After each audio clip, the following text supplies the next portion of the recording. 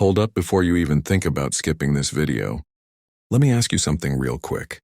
What if I told you the car that literally broke speed records, shattered engineering limits, and flexed harder than anything on four wheels didn't actually disappear? It just went quiet? Because today the Bugatti Veyron is back in the spotlight, and not in a dusty museum piece kind of way. This is about why the Veyron still scares modern hypercars, why engineers still study it, and why the idea of an Iconic Hypercar Reborn has the car world buzzing like crazy right now. This isn't nostalgia fluff. This is the story of a machine that changed everything, and might not be done yet.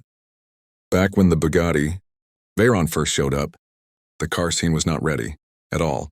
Supercars were fast, sure, but they played by rules. Then Bugatti showed up like, yeah, we're not doing that. They dropped a quad-turbo W16 engine, let that sink in, 16 cylinders, 4 turbos, and over 1,000 horsepower at a time when that number sounded like pure fantasy. People thought it was a joke, a concept car that would never see daylight. Forums were roasting it, engineers were shaking their heads, and keyboard experts were calling it impossible. Then Bugatti actually built it, sold it, and casually changed automotive history. The Veyron wasn't just fast. It was disrespectfully fast. It went over 250 miles per hour like it was checking a box. And the wildest part? It did it while being comfortable. You could drive this thing to dinner, sit in traffic, listen to music, and then obliterate reality on the highway 5 minutes later. No drama, no sketchy behavior, just smooth, relentless acceleration. That's what messed with people's heads. This wasn't some stripped-out race car pretending to be street legal. This was a luxury hypercar that happened to be the fastest thing on Earth. And that's why the Veyron still matters today. Because even in 2026, with electric hypercars dropping insane numbers and hybrids flexing futuristic tech, the Veyron feels different. It wasn't built with algorithms and software tricks. It was brute force engineering. Money, math, and madness all smashed together. The cooling system alone was insane. 10 radiators, custom airflow channels, heat management that looked more like aerospace than automotive. Bugatti didn't ask how much it would cost. They asked if it could be done. Big difference. Let's talk about what the Veyron actually did to the industry, because people forget this part. Before the Veyron, 200 mph was basically mythical.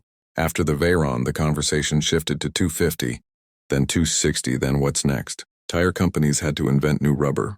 Brake manufacturers had to rethink stopping power at ridiculous speeds. Aerodynamics became a whole new battlefield. Bugatti forced the entire car world to level up, whether they wanted to or not. And here's the thing nobody wants to admit out loud. The Veyron still holds up. Visually, mechanically, emotionally, it hasn't aged the way most cars do. That design is timeless. The iconic horseshoe grille, the smooth curves, the way it looks muscular without being try-hard. It doesn't scream for attention.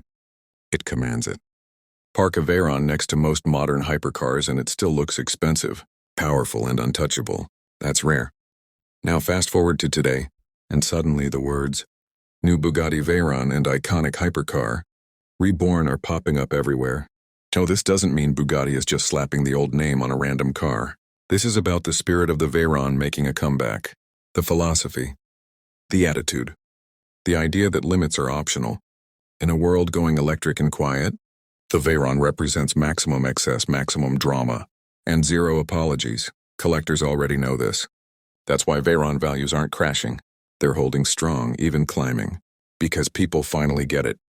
This wasn't just another hypercar, it was the hypercar. The blueprint. The reason cars like the Chiron even exist. Bugatti didn't evolve into greatness. They detonated the status quo and built from there, and let's not pretend the Veyron was perfect, because that's part of its charm. It was heavy. Maintenance was insane.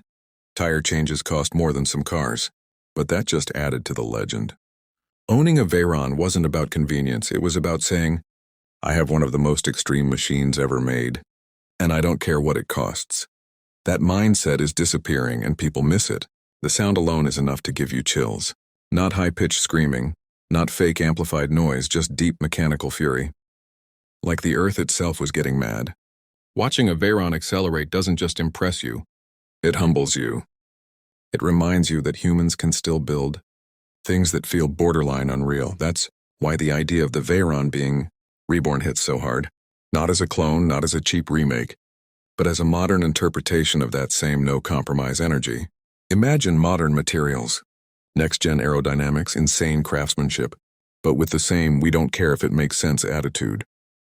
That's the kind of car enthusiasts are starving for right now, and let's be honest, electric hypercars are impressive, but they don't hit the soul the same way.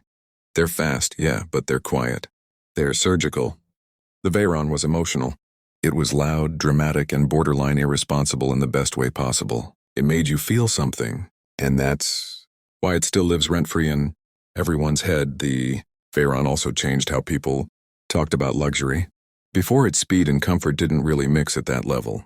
Bugatti said, why not both? Leather, premium interiors, smooth ride quality, all wrapped around an engine that could bend time. That combo is still rare even today. Every modern hypercar announcement, every speed record attempt, every bragging rights debate traces back to the Veyron, whether people admit it or not. Koenigsegg chased it. Ferrari respected it. Everyone else adjusted their expectations because of it. And now, with Bugatti continuing to push boundaries and hint at honoring its legacy, the Veyron story feels unfinished. Legends don't fade, they evolve. And whether the name officially returns or not, the influence is undeniable. So, when people say Iconic Hypercar Reborn, they're not talking about a badge. They're talking about an idea, the idea that cars can still be outrageous, emotional, and engineered beyond reason. The idea that performance doesn't have to be practical. The idea that sometimes the point is to go too far, and that's why the Bugatti Veyron still matters. That's why it still dominates conversations. And that's why, even today, it feels like the king never really left the throne. If you're still watching, you already know this isn't just a car. It's a moment in history. And if you had the chance, would you want a silent electric hypercar? Or a reborn Bugatti Veyron that screams, drinks fuel, and laughs at limits? Drop your take in the comments, smash that like button, subscribe for more deep dives into legendary machines, and I'll catch you in the next one.